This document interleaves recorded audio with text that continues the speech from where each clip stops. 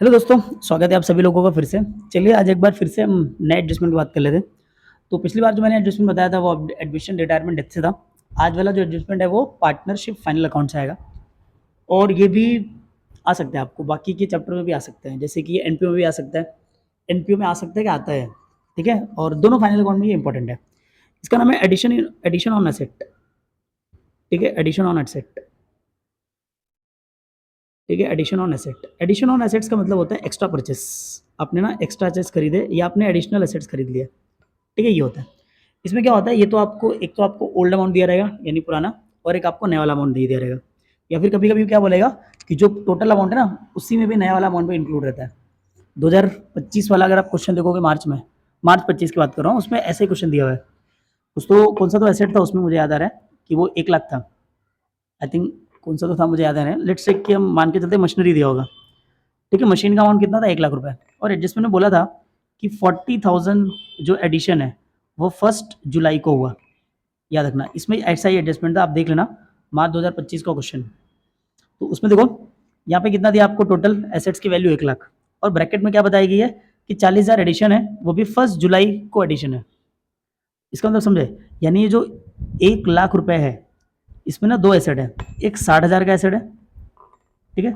ये जो 1 लाख रुपए का आपके पास टोटल एसेट है, इसमें ना दो टाइप का एसेट, दो एसेट है, एक 60,000 का एसेट है और एक 40,000 का एसेट है, ठीक है? तो जो ये 60,000 का एसेट है ना, ये आपके पास 1 अप्रैल से पड़ा हुआ है, और ये जो 40,000 का एसेट है ना, ये आपके पास 1 जुलाई से पड़ा हुआ है। और उसके बाद में आपको बोला है कि इस पे आप 10% या 5% क्या निकालोगे, डिप्रीसिएशन। तो जब आप डिप्रीसिएशन निकालोगे ना, तो पूरा 1 लाख पे 10% आप नहीं निकाल सकते, गलत हो जाएगा।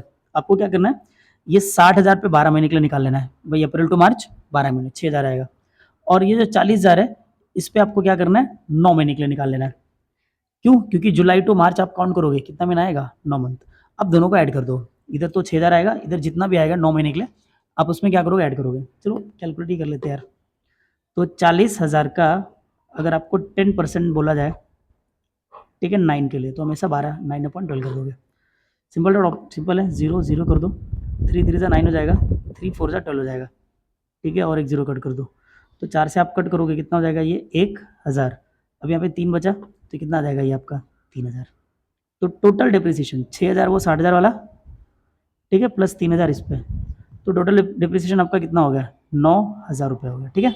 इसको क्या करना है, सबसे पहले 1 लाख रुपये में से माइनस कर देना है, ठीक है? लेस फ्रॉम एसेट हो जाएगा, 1 लाख में से आप 9,000 माइनस कर दोगे। Second effect, profit loss account के डेबिट साइड में होता है, ठीक है?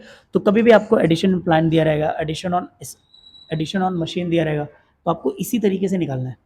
फर्नीचर पे दिया रहेगा एडिशन, तो आपको इसी तरीके से निकालना है। डेट में भी 1 अक्टूबर हो सकती है, 1 जुलाई हो सकता है, इसके अलावा भी सितंबर नवंबर जो भी आएगा, तो आपको इसी तरीके से निकालना है और आपको माइनस करना है, ठीक है? आज के लिए इतना ही।